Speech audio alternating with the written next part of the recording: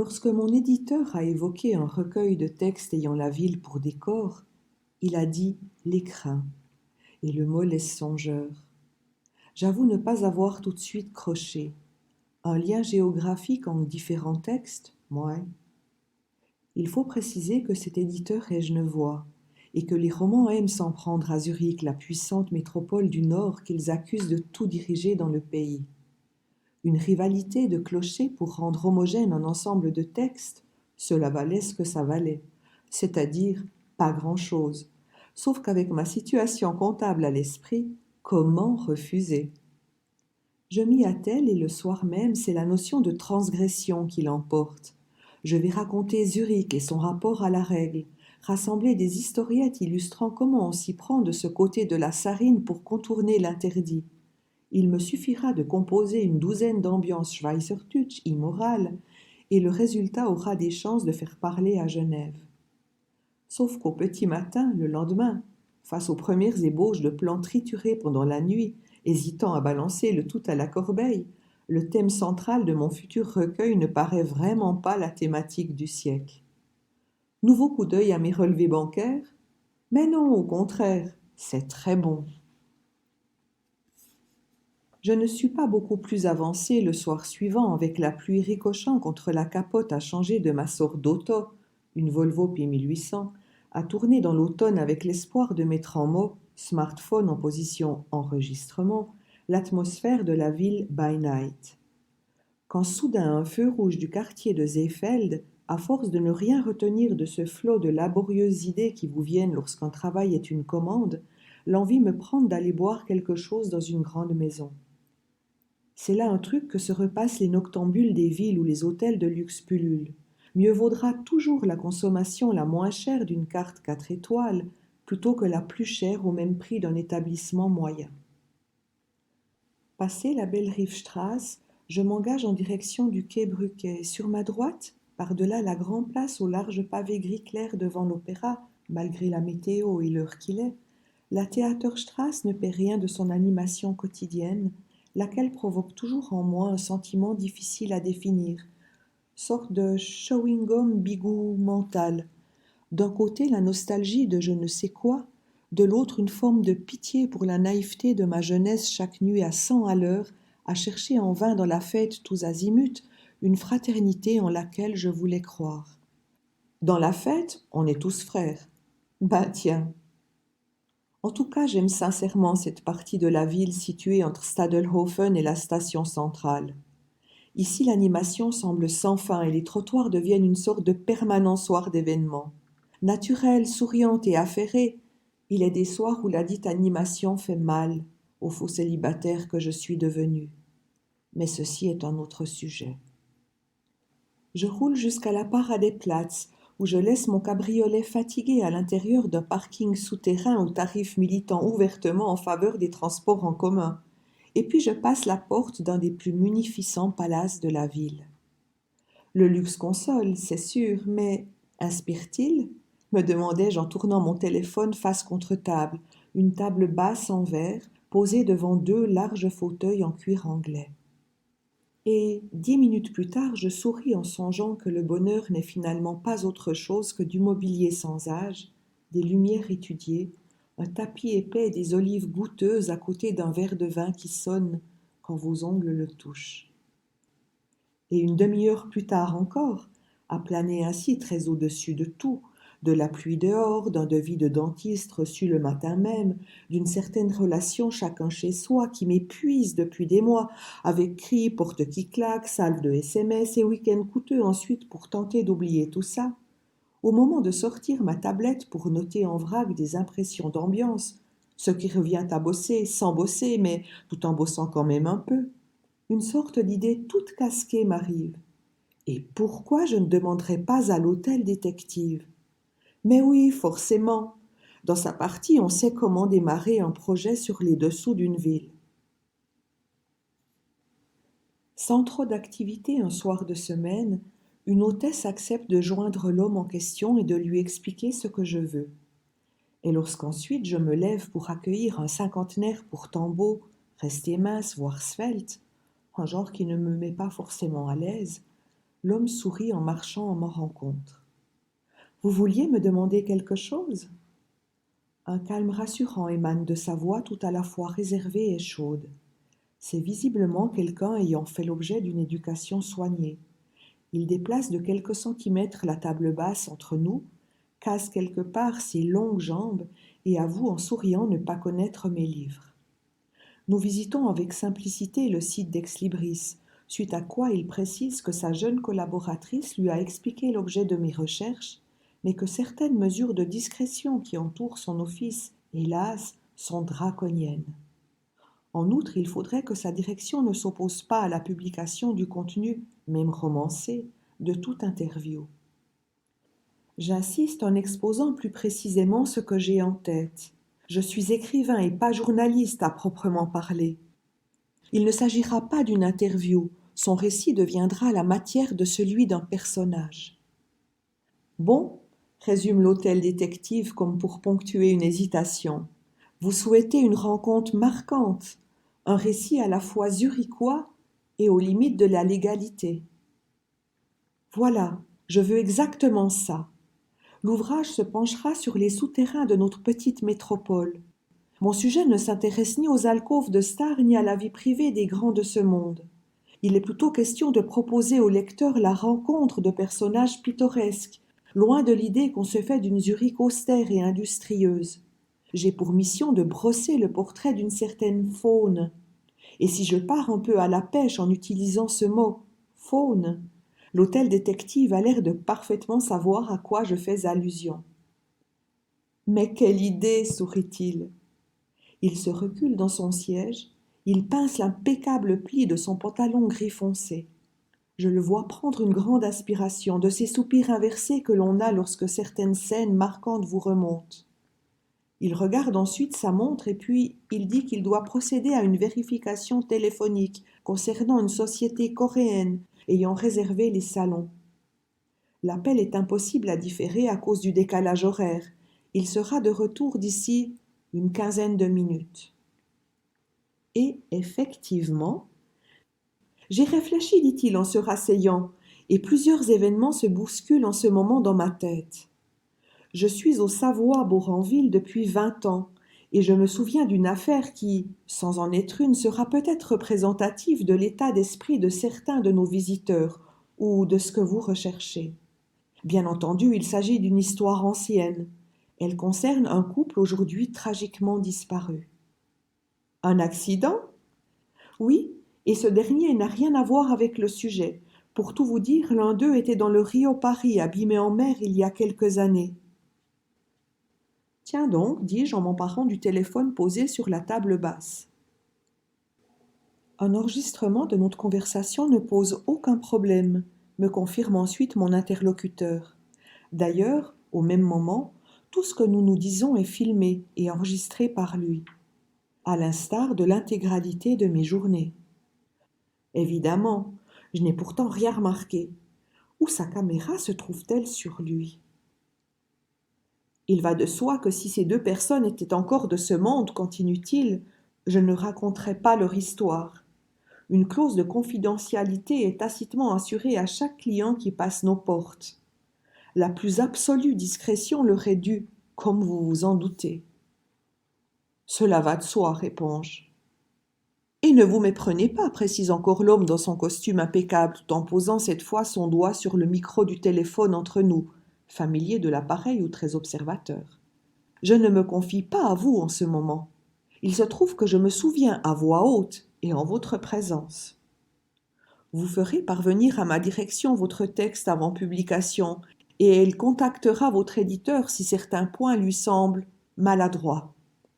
Et si toutefois nous ne tombions pas d'accord, vous auriez volé cet entretien. Suis-je bien clair? J'acquiesce et il reprend.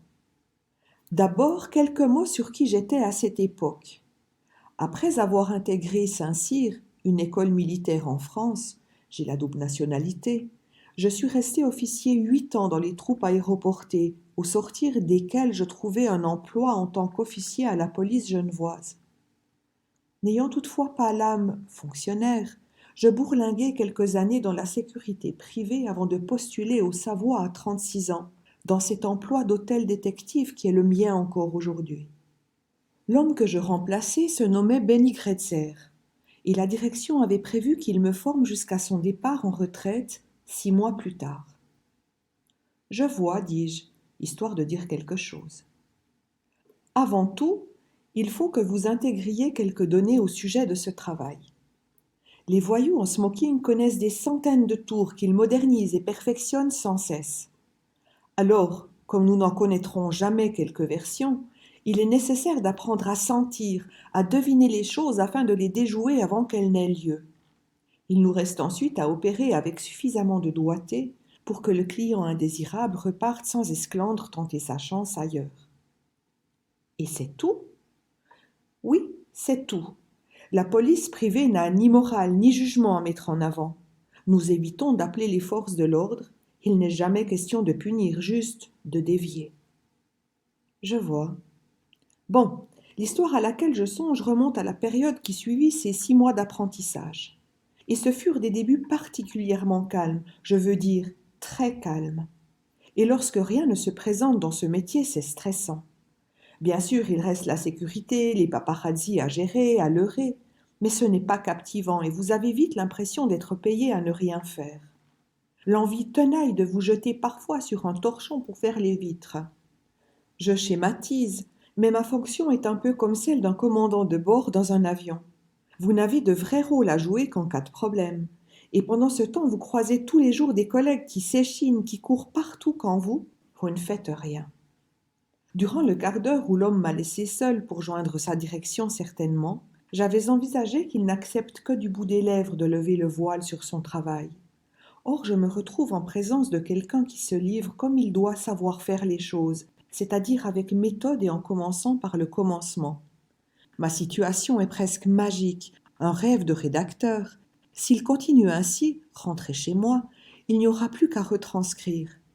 Mais mieux vaut sans doute me concentrer sur ce qu'il dit, plutôt que de réfléchir à ma bonne fortune. Un chef de cuisine dans un restaurant vide, vous voyez? Et le pire, c'était qu'une vague de vols en établissement hôtelier s'abattait partout ailleurs en Europe. Mes collègues, nous ne sommes pas si nombreux et tout le monde se connaît, allait-il imaginer que seule mon incompétence expliquait le calme au Savoie? Un pêcheur qui voit tout le monde sortir du poisson autour de lui. Comme vous dites, sourit le quinquagénaire. Et cette situation n'évolua pas jusqu'à l'arrivée de 2 clients. Je veux dire, 2 clients pour moi. Des gens plutôt grands et qui se remarquaient d'emblée par leur tenue vestimentaire. Impeccable, elle était à l'exclusive dans des tons blancs ou beiges. De ces rares privilégiés qui vivent 100% du temps dans un monde net, immaculé. Je sens qu'il faut détailler ce dernier point. Il existe des tailleurs évoluant au-dessus des grandes maisons de prêt-à-porter, lesquels adaptent et font de la demi-mesure si vous la leur demandez. Cela implique 2 ou 3 essayages. Je pense aux grands couturiers parisiens, anglais ou italiens. Vous voyez? Je fais un geste du menton et, les avant-bras parfaitement parallèles sur les accoudoirs de son fauteuil, mon hôte poursuit. Très bien. Nous parlons ici de maisons qui ne font pas de prêt-à-porter. Vous leur commandez 6 chemises, 2 costumes et un blazer, et cela vous coûte le prix d'une bonne voiture de sport. Vous me suivez encore? Je pense que oui, dis-je en regardant le verre devant moi, le plus abordable sur la carte qu'une jeune femme m'a tout à l'heure tendue. Le personnel de palace sait reconnaître les gens qui s'habillent dans ces maisons. Bon, il faut dire qu'ils sont rares. Et vos 2 clients fréquentaient ces couturiers? Non, objecta le détective hôtel en secouant doucement la tête. Chaque semaine, nous voyons passer une petite dizaine de ces costumes à 15 000 francs. Or, ces 2 personnes, elles, se fournissaient à un autre niveau. Car il existe une poignée de couturiers volant encore au-dessus de ces adresses dont je viens de parler. Ce sont des maisons infréquentables pour le président des États-Unis lui-même, non pas pour des raisons financières, plutôt pour des raisons, disons, électoralistes. Je parle d'une toute petite dizaine de maisons de par le monde. Une simple veste y coûte 25-30 000 francs. Je ne sais pas si vos lecteurs peuvent imaginer ce dont nous sommes en train de parler. Je fronce le sourcil. Bien, je vois que nous nous sommes compris. C'est l'essentiel pour concevoir mon malaise face à ces deux personnages. Je me souviens, ils avaient retenu 2 suites qui, sans être les plus chères, comptent parmi les plus prestigieuses, chacun la sienne, alors qu'il s'agissait évidemment d'un couple. Comment étaient-ils? Physiquement, je vous l'ai dit. 2 individus étonnants par leur grande taille, la quarantaine belle, et à les croiser on sentait que leur rencontre avait constitué une solidité supplémentaire. Comment exprimer cela? 2 hommes différents mais qui se ressemblaient. L'hôtel détective fait une légère pause. Ce souvenir l'interroge encore et c'est sans doute la première fois qu'il la transforme en mots. Des personnes au-dessus du lot, qui ne respirent pas l'argent, qui sont l'argent. Tous les 2 s'exprimaient indifféremment en plusieurs langues. L'un était blond et l'autre grisonnant. Le premier sportif, mince et bronzé. Le second avait quelque chose de bon vivant sur les traits, le regard plus intello aussi.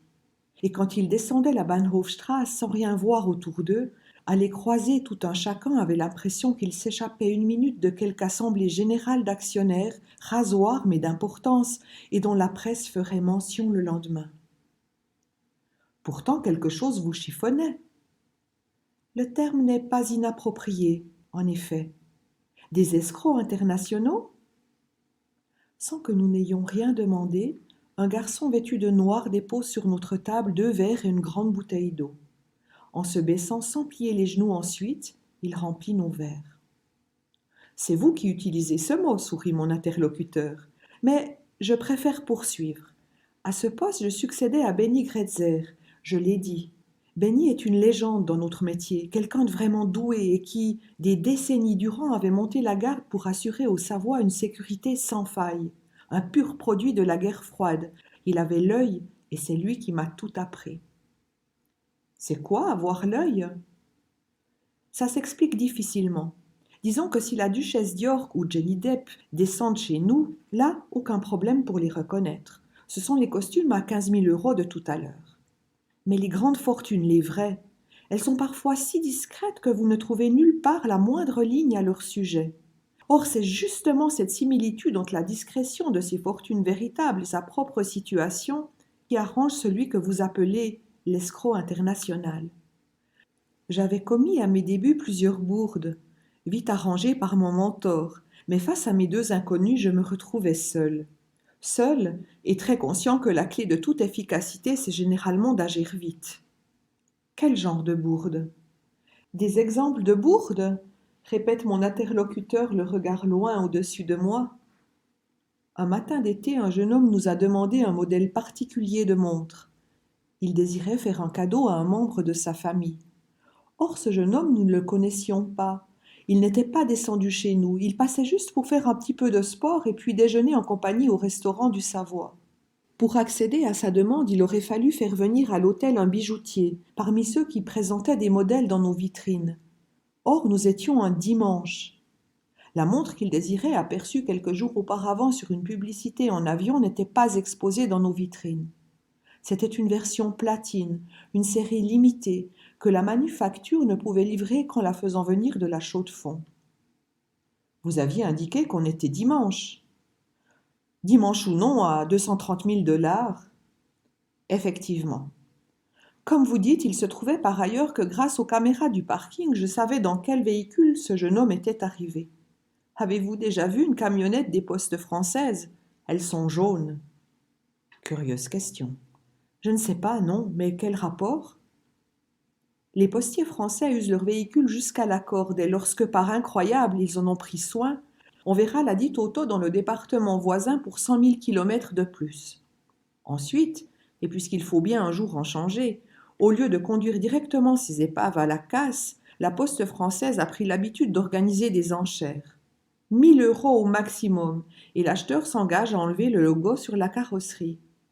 Et alors, c'était le véhicule avec lequel mon client s'était garé chez nous. N'importe qui aurait tiqué, non? Certes, je réponds en ayant du mal à croire ce que j'entends. Ce dimanche-là, Benny Gretzer était allé faire du ski de fond à Einsiedeln. J'ai donc dû faire ce que nous faisions ordinairement dans ces situations. Et là, comme l'hôtel détective hésite, je fais un signe en direction de mon téléphone posé sur la table et de sa touche pause. Il secoue la tête. Bloquer l'enregistrement est inutile. Si nous n'ignorons pas que c'est interdit, précise-t-il, dans les palaces nous avons nos accointances, des connexions. Et lorsque vous savez renvoyer l'ascenseur, il devient possible d'obtenir certaines informations. Comprenez-moi bien, je n'avais pas le choix. Pour des raisons évidentes, il m'était impossible de demander un tuyau à un collègue dans notre palace. Quelle raison évidente? Mon hôte sourit poliment avant d'ouvrir une autre parenthèse à l'intérieur de sa parenthèse. On imagine souvent que la vraie clientèle de nos maisons, ce sont 2 ou 3 000 personnes de par le monde. Eh bien, on se trompe. Et ce n'était déjà plus comme ça à cette époque. Je veux parler d'avant les Chinois. Il faut compter entre 3 et 5 000 familles, tribus, clans, ce que vous voudrez, lesquels comptent des dizaines de membres. Vous comprenez donc qu'avant d'espérer tomber sur le collègue qui connaîtrait ce garçon, j'allais devoir clamer partout que j'avais un souci dès que Benny Gretzer tournait le dos. En outre, je ne disposais d'aucune monnaie d'échange puisque je n'avais rien à raconter du genre « Faites attention à telle ou telle personne qui sort de chez nous ». Et alors? Ici, l'éducation et tout le professionnalisme de mon hôte ne peuvent lui faire éviter un froncement de sourcils. J'ai pourtant voulu dire « et alors » au sens de « et ensuite » et non pas « et alors » est-ce si important que vous clamiez avoir un souci. J'ai transmis à un contact chez American Express le numéro de sa carte de crédit trouvée en ouvrant son armoire dans le vestiaire de la salle de sport. Une carte de société. Nous faisons tous ça et ce n'est pas bien, je le répète. Et ça a marché? Non. Mon contact se trouvant sur la côte ouest des US, à cause du décalage horaire, le client n'eut pas sa montre. Elle est là, la bourde. Et avec une voiture pareille, il pouvait se la payer? Oh que oui. Quand mon contact m'a rappelé, ce fut pour me confirmer que camionnette des postes ou non, ce jeune homme pouvait non seulement s'offrir la montre, mais nous aurions pu lui abandonner l'ensemble de nos vitrines, voir s'il l'avait demandé la manufacture horlogère tout entière. Vous êtes sérieux? Tout ce qu'il y a de sérieux. Et la manufacture ne lui aurait coûté, écoutez-moi bien, que les intérêts de ses intérêts sur 2 ou 3 ans, pas plus. Mais alors pourquoi? Une telle guimbarde? La provocation, bien sûr, même si elle n'explique pas tout. C'était une autre époque, celle où Nicolas Hayek commençait à peine à faire parler de lui, une personnalité que nous avons hébergée d'ailleurs. Souvent, chaque fois qu'il devait passer au crédit étoile, étoile, étoile, ou à l'U étoile, étoile en face. Ou bien encore s'il avait besoin de faire un break pour réfléchir.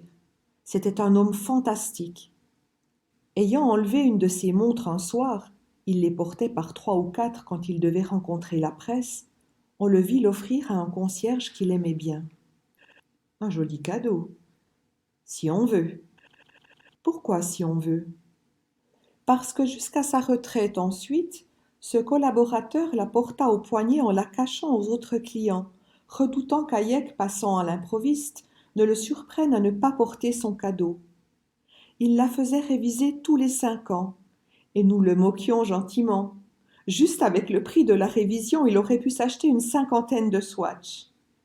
Elle devait être magnifique, un très beau modèle. Et le prix de la révision en conséquence. Évidemment, mais connaissant l'histoire, les horlogers des ambassadeurs lui consentaient un rabais. C'est une jolie histoire.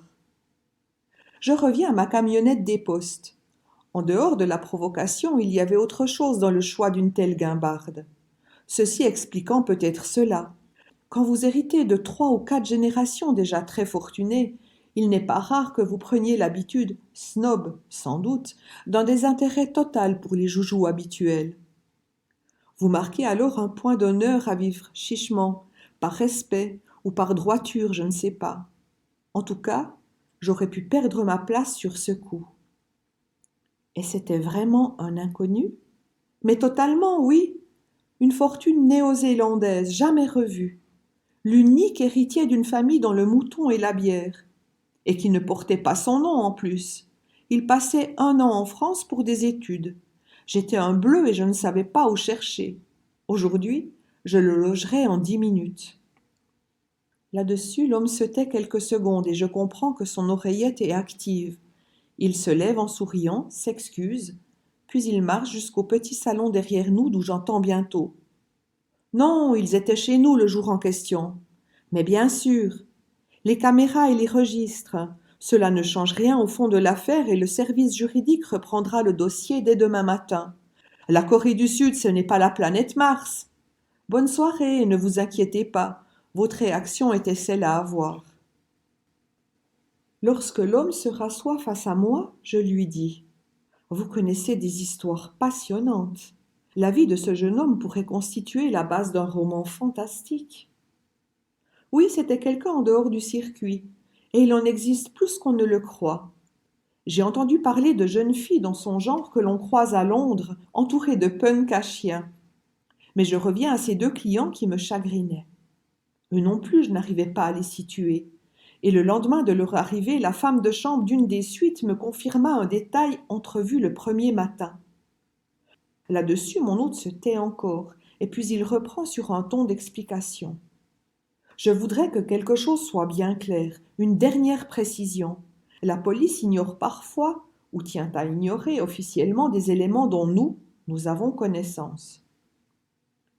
Pouvez-vous être plus précis ? Nous passons en mode off dès que vous le souhaitez. J'ai dit que ce ne serait pas la peine. Voici un exemple. Un individu arrivant de Colombie se voit au matin conseiller de réveiller son équipage et de remonter dans son propre avion pour mettre le cap sur une terre, disons, moins sourcilleuse concernant certains points de droit. C'est arrivé il y a quelques mois, et c'est pourquoi je le raconte en disant Colombie alors qu'il ne s'agissait pas de la Colombie. L'individu en question, persona non grata en Europe, se trouve être le frère d'un ministre qui au même moment reçoit une délégation suisse dans son pays. Les hasards n'existent pas. Un énorme contrat industriel serait à la clé. Inutile de déranger nos 2 services diplomatiques, et il n'est pas davantage nécessaire qu'un fonctionnaire cantonal doive reconnaître un jour, sous serment devant une commission, qu'il a traité cette affaire et rencontré ce monsieur. En conséquence, ce sera moi que la police cantonale contactera sur une ligne spéciale, et ce sera moi encore qui monterai frapper à la porte de la suite pour exposer la situation. Pas de scandale, et le client repartira avec le sourire profiter ailleurs de son immunité diplomatique. Je dis à mon hôte que je me doute que ce genre d'entre-gens fait partie des prérogatives de ce poste. Oui, le plus souvent d'ailleurs, j'envoie un collègue à qui je rendrai la politesse. Ça brouille les pistes.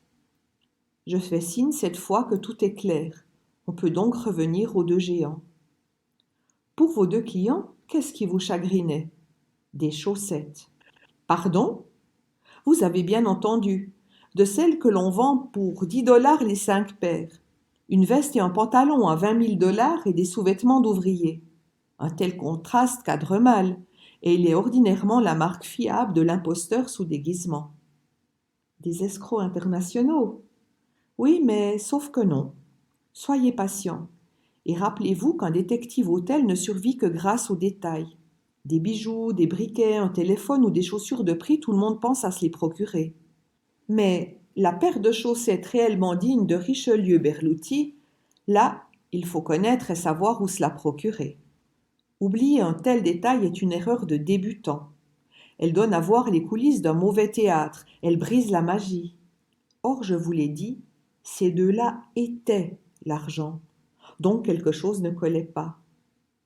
Tous les 2 portaient ces chaussettes. Un seul, et une autre chose ne collait pas. Les escrocs possèdent en tout et pour tout une dizaine de tenues qui sont comme leur uniforme de travail. Ces 2-là débarquaient avec des malles pleines à craquer. Quelque chose ne collait vraiment pas. Alors, tout à mes hésitations, je me rendis compte un matin qu'un des concierges, un homme d'un certain âge ayant aujourd'hui pris sa retraite, semblait apprécier le spectacle de mon irrésolution.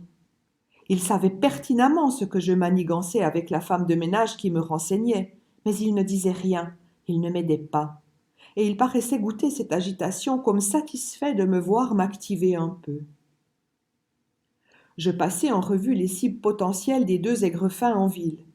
Il faut savoir que ces gens-là s'attaquent toujours aux fortunes en marge de celles connues, c'est-à-dire aux nouveaux riches, aux acteurs, aux jeunes gens des milliards Internet, bref aux animaux isolés de cette jungle qu'est la très haute finance. Sauf qu'à cette époque de l'année, le calendrier du Gotha mondain était vide et que personne ne s'annonçait dans les jours à venir qui justifiât le déploiement d'une telle mise en scène. Et j'eus beau chercher jour et nuit, je ne trouvais aucun début de scénario. Mon étude approfondie de l'actualité financière et industrielle ne m'amenait nulle part. Pas de tournoi de poker en ville, aucune réunion d'actionnaires notables, rien. Alors qu'est-ce que ces deux-là venaient faire ici? Passer à l'étape suivante, l'écoute de leur communication? Je n'osais me résoudre à franchir ce cap dangereux. Et puis un matin, j'apprends qu'ils ont demandé à être reçus chez Lamborghini. Enfin, du concret.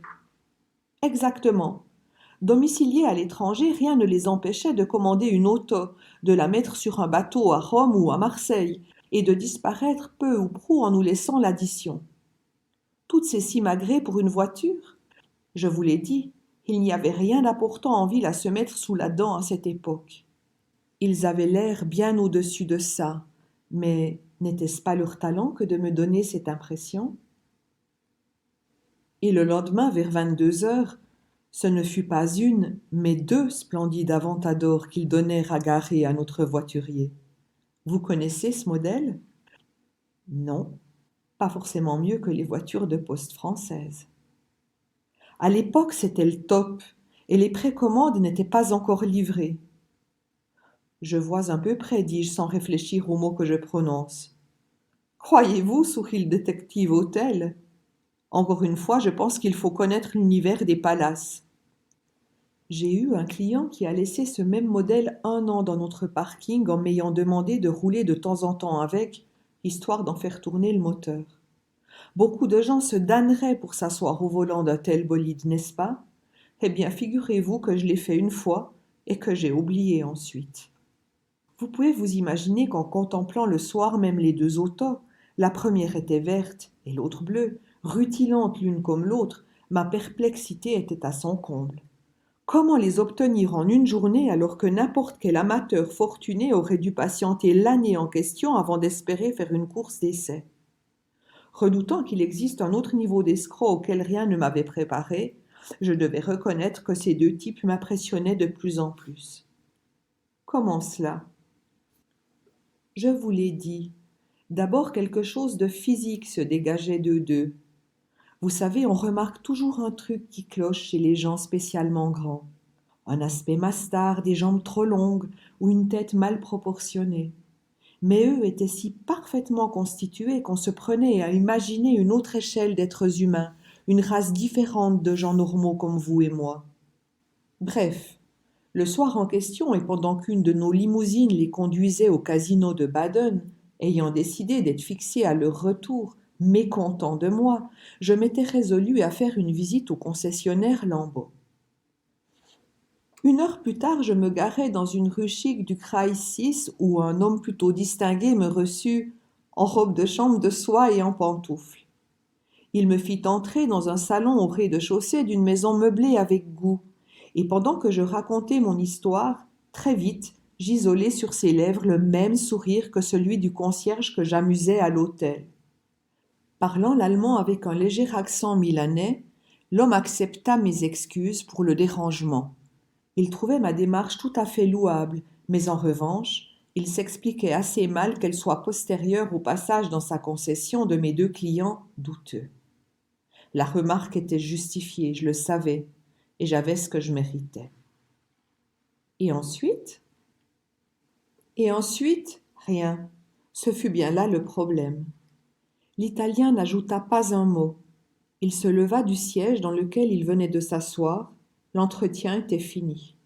Et tout en marchant tout droit jusqu'à l'entrée de chez lui, il me dit conserver l'espoir qu'une prochaine fois, je réagisse sitôt mes premiers doutes. Il dut toutefois trouver ma mine bien déconfite au moment d'ouvrir sa porte d'entrée parce qu'il finit par reprendre la parole et demander. Un point en particulier retient toutefois mon attention dans votre histoire. Vous démarrez au Savoie, avez-vous dit? Oui, enfin presque. Alors laissez-moi vous dire que vous démarrez très fort, s'exclama la voix de l'homme sorti avec moi dans la rue, toujours en robe de chambre et en pantoufles, mais ayant décidé de faire quelques pas à l'extérieur. Une telle bourde, c'est fabuleux, presque artistique. Là, le détective-hôtel tourne la tête et salue un groupe composé de femmes seules, de retour de quelques soirées en ville et qui vient de s'installer non loin de nous. Et pendant qu'ensuite ils échangent quelques mots, je me cale un peu mieux dans mon fauteuil. Mon hôte est une véritable mine, et après avoir lancé un coup d'œil en direction de mon enregistreur toujours en fonction, je songe que toute l'histoire pourra se décomposer en 3 ou 4 fictions passionnantes. Et vous vous trompiez en quoi, demandai-je. Figurez-vous que je me posais aussi la question. Sans répondre, une main sur la grille devant chez lui, mon hôte italien se tint immobile pendant qu'entre nous un silence s'installait.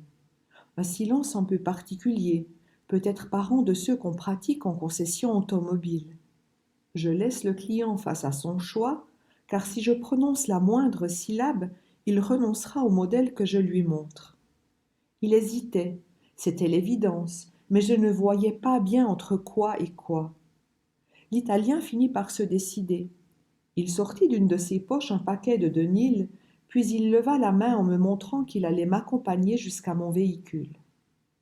C'était un homme très distingué et complètement indifférent à l'idée de se retrouver en robe de chambre à l'extérieur de chez lui.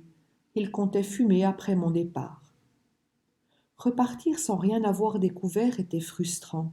Je m'installai néanmoins au volant et là, alors que je tournais la clé, un miracle se produisit, une forme de pitié pour mon zèle maladroit.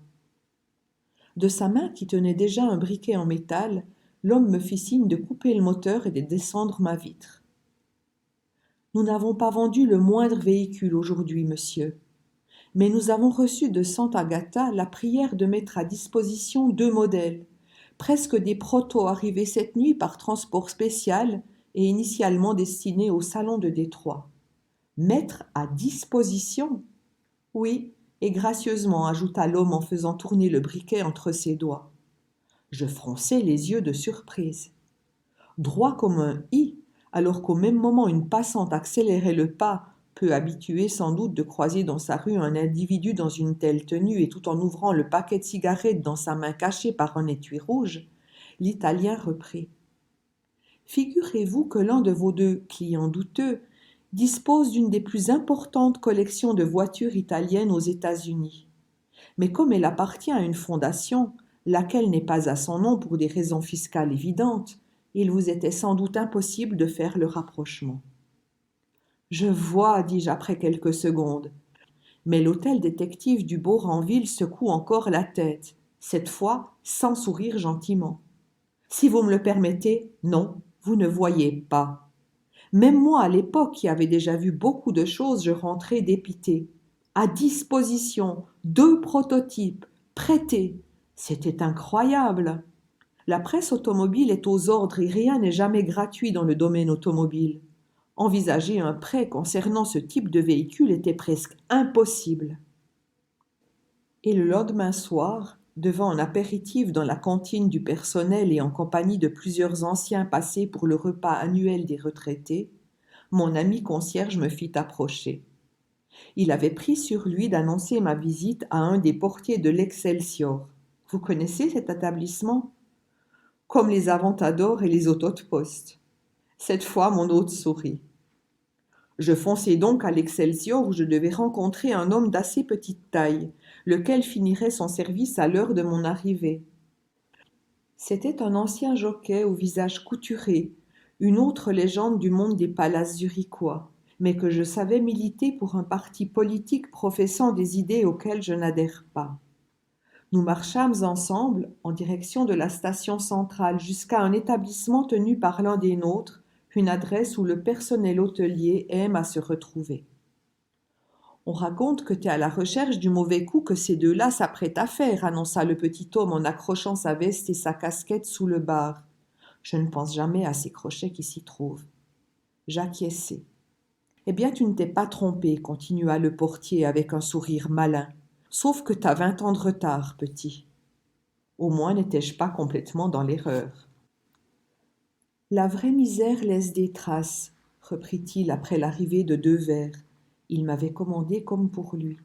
Crois-moi, les années de prison avec un pot de café en poudre grand format sur l'étagère perso au-dessus du lit, ça s'oublie difficilement. Et tous ceux à qui la vraie souffrance a donné assez de punch pour s'élever socialement, avec une énergie que ni toi ni moi n'imaginerons jamais, eh bien ces gens-là gardent une fêlure au fond d'eux-mêmes. Regarde ce qu'est devenu Michael Jackson, massacré à coups de baffe par son père. Un artiste reçu chez nous d'ailleurs. Regard en coin malicieux. Entre nous, les vraies stars ne se sont jamais sentis à l'aise dans votre bâtiment qui donne sur le tramway, insista l'ancien jockey en ponctua sa phrase d'un autre clin d'œil. Il parlait de la station de tramway de la Paradeplatz et qui se trouve en effet sous les fenêtres du Savoie. Mais comme j'étais sur des charbons ardents à 2 doigts de comprendre toute l'histoire, je n'avais pas le cœur à relever cet humour, rivalité dont usent les gens du métier entre eux. Déçu par ma réaction, le petit homme vida son verre et revint au fait. Prépare-toi à du sordide, monsieur le détective. Je ne citerai aucun nom, mais tu trouveras facilement en fouillant un peu. Alors voilà, c'est une histoire qui commence en Amérique et qui remonte aujourd'hui à plus de 70 ans. Il faut se représenter une famille dans la finance depuis le 19e siècle. Or ces gens-là voient la future héritière s'enticher un jour d'un va-nu-pied. Tu n'ignores pas qu'on laisse faire dans ces milieux. L'amour nous l'apprend, le mariage nous la rendra, le proverbe est connu.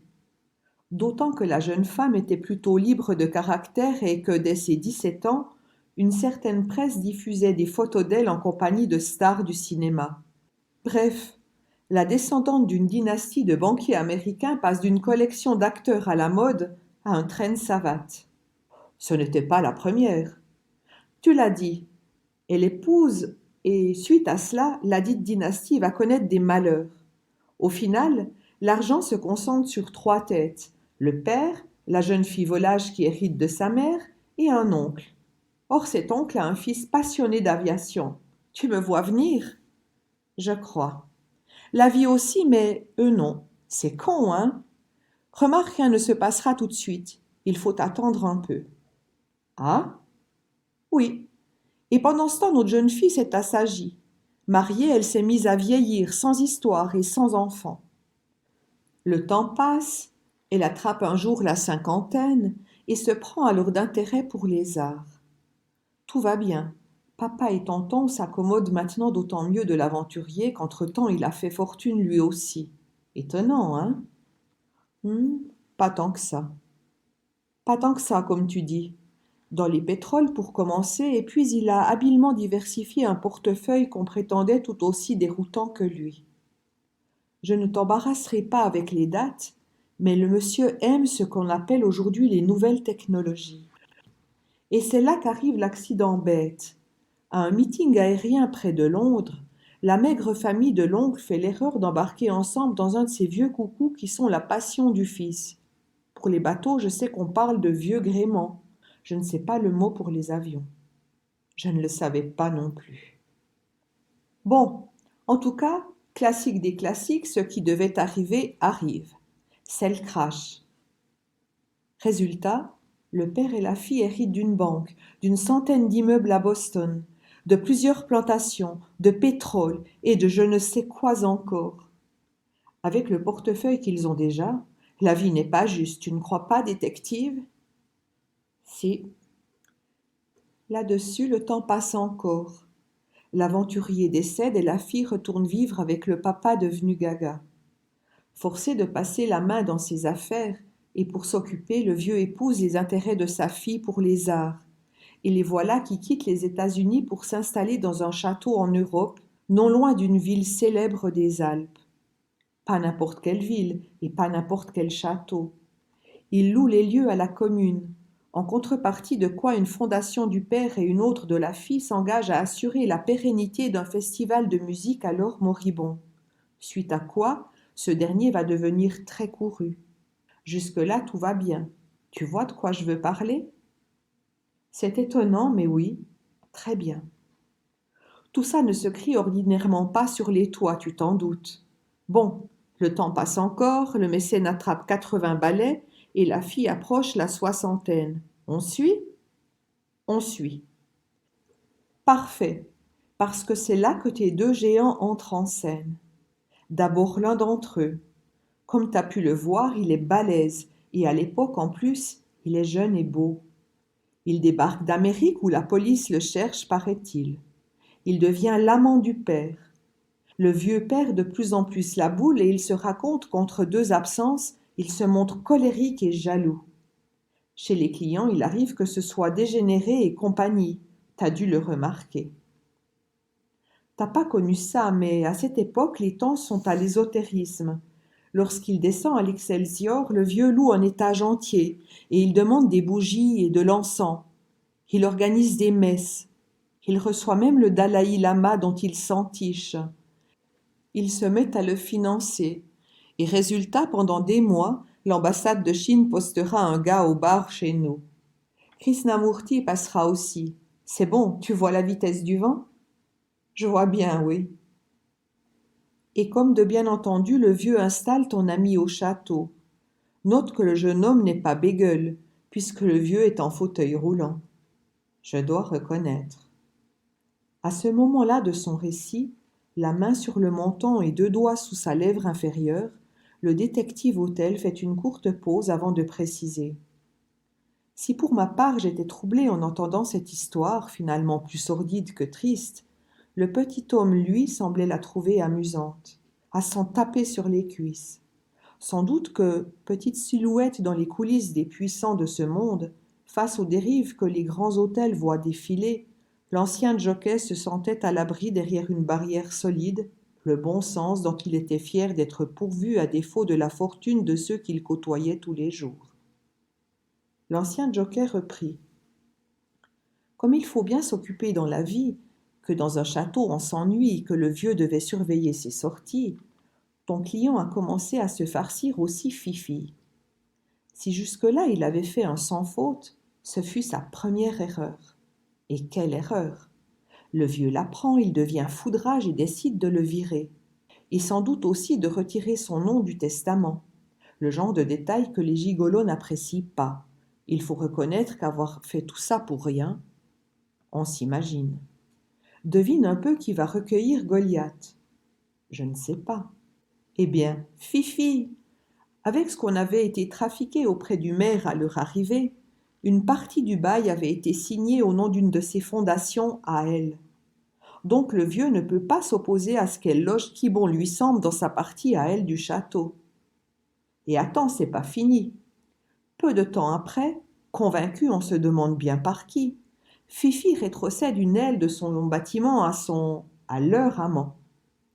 Viré des appartements du vieux, voilà que le géant s'installe dans les écuries, que la fille fait aménager à grands frais. Devenu méfiant, peu désireux de se faire avoir deux fois, ton client a fait signer Fifi chez un notaire. Résultat, il se retrouve chez lui légalement. Il veut rester sur place. Pas dingue. Alors le vieux comprend qu'il va la voir sous le nez du matin au soir. Et comme sa rage est loin d'être calmée même s'il perd la boule, ce sera le début d'une guerre de tranchées avec Fifi au milieu qui redoute de voir s'envoler l'amour de sa vie. Goliath doit savoir se montrer convaincant à certaines heures. Tu vois ça? Je vois ça. Elle l'a innocenté. C'était son salaud de père qui avait manipulé ce pauvre Goliath. Un gars fort physiquement mais avec des côtés fragiles et si sensibles. Elle et lui ont cette sensibilité en commun, j'en suis sûre. Regard en coin malicieux. Toi qui les croises tous les jours en ce moment, ça se remarque que ces deux gars-là sont sensibles, non? Demanda le jockey. Pas tout de suite, mais sans doute que oui. On va dire qu'ils sont sensibles et fragiles. D'ailleurs, pour convaincre son poète géant de ne pas l'abandonner, Fifi lui offre une part de ses actions. Entre autres, 8% d'une société américaine à l'époque inconnue, mais qui fabrique aujourd'hui des ordinateurs, des téléphones. Tu vois de qui je veux parler? Pas quand même. Si, et je te continue. À la saison suivante de leur festival machin, un grand éphèbe devint la coqueluche de toute la ville. C'est un artiste grec. Il est dans les ballets, pas dans les chœurs. Je n'en sais trop rien, mais on raconte qu'il se promène tout nu la nuit dans un manteau de fourrure. Alors pour faire enrager son ex ou quoi, ou qu'est-ce? Je n'en sais rien. Le vieux l'invite à venir au château. Et c'est... Exactement. Le duo de choc est maintenant au complet. Ils font connaissance et quelques semaines plus tard, les deux sensibles décident de s'allier. Entre un vieillard et une folle dingo, ces jeunes gens ont besoin de se remonter le moral. Bref, Goliath et le ballerin grec se mettent à la colle. Et comme ce sont ses dernières amours, le vieux finira, devine, par adopter son éphèbe. Des dégénérés, je te dis. Tu veux dire juridiquement? Je veux dire tout ce qu'il y a de plus légalement. Tu vois le tableau. L'un est l'amant en titre de la fille, et l'autre le fils adoptif du vieux. Bienvenue dans le monde des puissants, s'amusa à ce moment-là mon interlocuteur tout en se retournant sur son tabouret pour nous commander 2 autres verres, indifférent à ce que j'ai à peine entamé le premier. Ce n'est pas si simple tout de même. Tiens donc, bien sûr que si. Et quand le vieux va décéder, la fille le suivra de quelques mois, un peu trop secouée au lit peut-être. Je n'en reviens pas. Les choses vont s'accélérer. Barreurs de gros temps et connaissant la vie, nos 2 zigotos auront par la suite la sagesse de ne pas abuser de la situation. De quelle façon? Tu te doutes bien que les représentants des actionnaires vont ruer dans les brancards et que ça va durer des semaines. Pas question que 2 aventuriers s'emparent de l'empire. Les droits de succession vont occuper des dizaines de juristes, sauf que tes 2 amis et leur cabinet d'avocats s'appuyant sur certains rénovateurs à l'intérieur des consortiums arriveront à tenir le cap au cœur des luttes d'influence plutôt violentes. Résultat, et pour éviter une plus longue bataille juridique, on trouvera un compromis et les voilà devenus milliardaires. Milliardaires? C'est ce que je viens de te dire. L'un va recevoir une part respectable du vieux et l'autre encore plus de la fille. Les 8% dont j'ai parlé rien qu'eux représentent aujourd'hui de quoi acheter plusieurs hôtels comme le vôtre. Et personne n'a rien pu faire, demandai-je, encore une fois sans relever la pique. Mais personne ne fait jamais rien, mon petit. Là-dessus, le petit homme se tut, son récit fini, et il se mit à siroter son 2e verre. Un peu plus tard, il tint à préciser la pensée qui lui venait à l'évocation d'une telle histoire, et cette fois il se mit à parler sur un ton moins leste. Je crois que le plus beau pour moi, c'est qu'une fois leur méfait accompli, ces 2-là aient su se ranger. Comment ça? Savoir se montrer assez avisé pour naviguer au-dessus des turbulences à condition d'être bien conseillé, tout le monde peut le faire. Mais devenir ensuite quelqu'un, ça, c'est très fort. Et tel que tu les vois, certes le passé est le passé, mais tous les 2 méritent aujourd'hui un certain respect. Et pour moi, c'est ça le vrai miracle. Silencieux quelques secondes et un autre verre à la main, le jockey ajouta. On les a vus à côté de Bill Gates et de Bono, œuvrant contre la faim. Ils sont à l'inauguration des plus grandes expos d'art de la planète. Une dizaine d'hôpitaux en Afrique ne survivent que grâce à leurs dons. Bref, ce sont aujourd'hui des gens bien, des gens de bien. Tout ce qu'il y a de respectable, dis-je. Ne ris pas, ils le sont vraiment. Leur festival est aujourd'hui d'envergure internationale. Bien sûr, là-bas, ils s'y font discrets. Le décès de leur mentor est resté dans les mémoires. Des mécènes interdits de festival. Oui, ils sont très rarement de passage en Europe, c'est pour ça que tu n'arrivais pas à les loger. Et leur besoin de distance est compréhensible, mais ça ne les empêche pas d'œuvrer avec rigueur pour que des artistes, des musiciens puissent rencontrer leur public. Beaucoup auraient fait table rase. C'était une histoire incroyable, dis-je pour dire quelque chose, mon doigt sur la touche enregistrement du smartphone. Oui, Sans doute faudrait-il ne jamais connaître de très près ceux que la planète envie, conclut l'hôtel détective, une lueur particulière dans le regard. Désirez-vous savoir comment le petit homme prit congé de moi ce soir-là? J'acquiesce. Il a dit que si les deux géants repartaient en les oubliant, je pouvais toujours lui faire signe. Il était volontaire pour ramener la bleue. Le bleu était la couleur de sa casaque.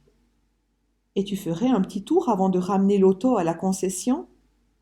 D'origine italienne, est-ce que cela avait un rapport? Savait-il déjà pour ma visite chez Lamborghini? Bah, conclut l'ancien jockey en haussant les épaules. J'ai une poule en ce moment et tu sais comme c'est. Les belles choses, ça impressionne toujours. Il parlait bien sûr des Aventadors. Et les chaussettes?